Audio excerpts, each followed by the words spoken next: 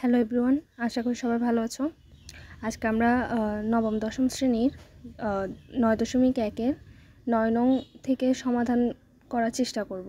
দেখো 9 নংয়ে বলা হয়েছে লেফট হ্যান্ড সাইডে cos a divided by 1 minus tan a plus sin a divided by 1 minus cot a। তোমাকে প্রমাণ করতে বলছে sin a plus cos a। তো দেখো আমাদের রাইট হ্যান্ড সাইডে সাইন কস আছে, তার মানে আমরা লেফট হ্যান্ড সাইডে সবগুলোকে আমরা সাইন কস জাতীয় ত্রিকোণমিতি অনুপাতে নিয়ে যাওয়ার চেষ্টা করব। তাহলে দেখো সবাই এটা সমাধান করি। উপরে কস এ রেখে দিলাম, নিচে 1 মাইনাস tan এর সমান আমরা সূত্র জানি sine a by cos a, plus এখানে উপরে সাইন এ রাখলাম, আর নিচে হবে 1 মাইনাস কট এর সমান সূত্র জানি কস এ বাই সাইন এ ইকুয়াল উপরে cos a। এখন দেখো নিচে যদি লসাগু নাও, নিচে লসাগু যাবে cos a, তাহলে এখানে হবে cos a minus sin a plus উপরে sin a রাখলাম, নিচে লসাগু নাও, লসাগু যাবে sin a, তাহলে উপরে হবে sin a minus cos a।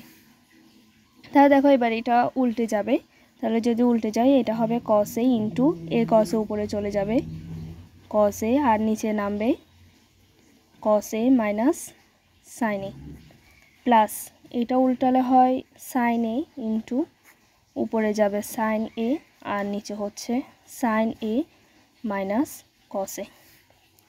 তাহলে দেখো উপরে যদি গুণ করো cos a গুণ করলে হবে উপরে cos a স্কয়ার a, আর নিচে আছে cos a minus sin a।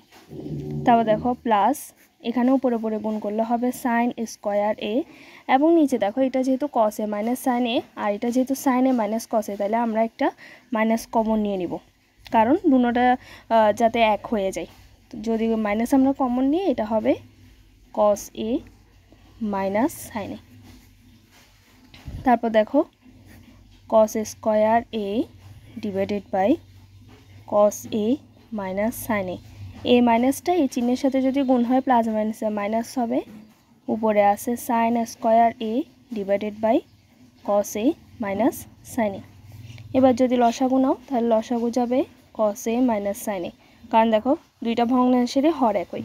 তাহলে এখান থেকে পাবে তোমরা cos স্কয়ার a মাইনাস এখান থেকে পাবে sin square a।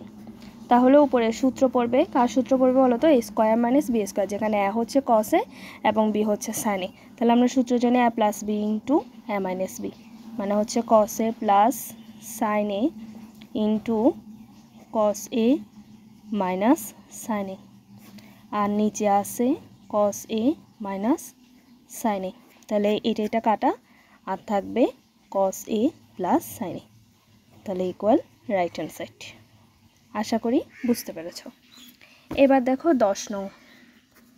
10 নংয়ে left hand সাইডটা দেওয়া আছে tan a into root over 1 minus sine square a। তোমাকে প্রমাণ করতে বলছে সাইন a। তাহলে দেখো left hand side equal tan a root 1 minus sine square a। তাহলে যেহেতু তোমাকে cos a প্রমাণ করতে বলছে, আমরা সাইন cos a নিব। তো আমরা tan এর সমান সূত্র জানি sine a by cos a root 1 minus sine square সমান আমরা সূত্র জানি cos স্কয়ার a। তাহলে দেখো sine a by cos a into এখানে কোনো চিহ্ন নেই, তার মানে ইন্টু, আর এখানে দেখো রুট স্কয়ার কিন্তু কাটা যায়, তাহলে cos a যদি কাটা যায় আর হবে sine a equal right hand side. তারপর আসো এবার 11 নং। 11 নংয়ে দেখো বলা হয়েছে left hand side equal sec a plus tan a divided by cos a plus cot a। এই অঙ্কটার কিন্তু আলাদা একটা নিয়ম আছে। দেখো লবের মধ্যে কিন্তু cos a minus cot a আসছে, আর হরের মধ্যে আসছে sec a minus tan a। তাহলে দেখো আমরা লবের মধ্যে যেটা প্রমাণ করতে বলছে সেটা আমরা লবে যা আছে তা আগে লিখে নিই, sec a plus tan a আছে, আর হরে আছে cos a plus cot a। ওদের সাথে গুণ করতে হবে। কি গুণ করতে হবে বলো তো, এখানে লবে আছে cos a minus cot a, তাহলে লবের মধ্যে একটা তোমাকে cos a minus cot a আনতে হবে। এখন লবে আনলে তো হবে না, সেটা হরেও আনতে হবে cos a minus cot a। তারপর দেখো হরের মধ্যে আছে একটা sec a minus tan a, তাহলে আমরা হরে একটা sec a minus tan a আনলাম, তাহলে লবেও একটা sec a মাইনাস tan আনতে হবে। অর্থাৎ এটা আমরা সম্পূর্ণ রাইট হ্যান্ড সাইডের উপর নির্ভর করে করছি, মানে হচ্ছে রাইট হ্যান্ড সাইডের মধ্যে লবে যেটা ছিল সেটা দ্বারা গুণ করছি লব এবং হরকে, এবং হরে যেটা ছিল সেটা দ্বারাও আমরা লব এবং হরকে গুণ করছি। তার মানে তোমরা এখানে সাইড নোট দিতে পারো যে লব এবং হরকে cos a minus cot a sec a minus tan a দ্বারা গুণ করে। আশা করি বুঝতে পেরেছো।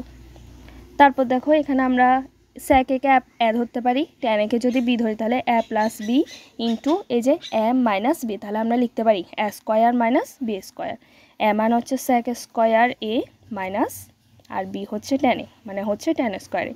এখন ওটা লেখার পর আর এখানে উপরে বাকি ছিল cos a K minus cot a, আর নিচে দেখো আমরা এই দুইটা মিলে লিখতে পারি এই যে cos a কে যদি a ধরো cot কে যদি b ধরো তাহলে দেখো a plus b into a minus b, তাহলে আমরা সরি এখানে একটা পড়ে নিই, আমরা এই দুইটা মিলে a square minus b square লিখতে পারি।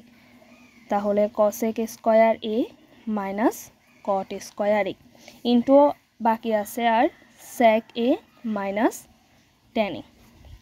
তারপর দেখো আমরা লিখতে পারি sec square a minus tan square equal two বর্গের সূত্র থেকে 1 লিখতে পারি, আর সাথে আছে cos a minus cot a divided by cos a square a minus cot square equal to আমরা 1 লিখতে পারি, 1 ইন্টু বাকি আছে আর sec a minus tan a। তাহলে দেখো 1 তো লেখা না লেখা সমান, তাহলে উপরে থাকবে cos a minus cot a এবং নিচে থাকবে sec a minus tan a equal right hand side. আশা করি আজকের অঙ্কগুলো সবাই বুঝতে পেরেছো।